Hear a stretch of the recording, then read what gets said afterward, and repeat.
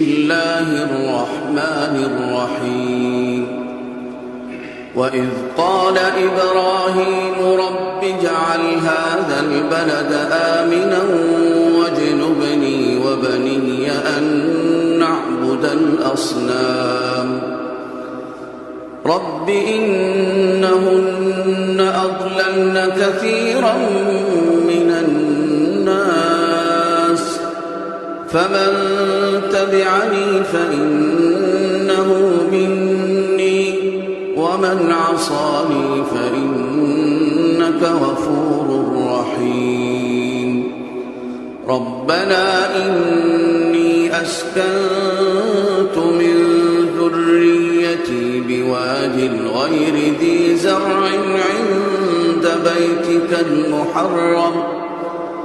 ربنا ليقيموا الصلاة فاجعل أفئدة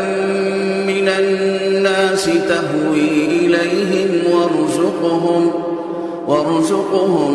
من الثمرات لعلهم يشكرون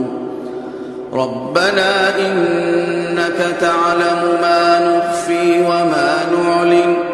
وما يخفى على الله من شيء في الأرض ولا في السماء الحمد لله الذي وهب لي على الكبر إسماعيل وإسحاق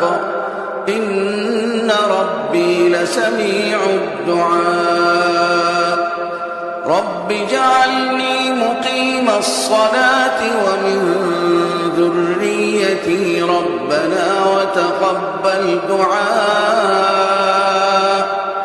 ربنا اغفر لي ولوالدي وللمؤمنين يوم يقوم الحساب صدق الله العظيم.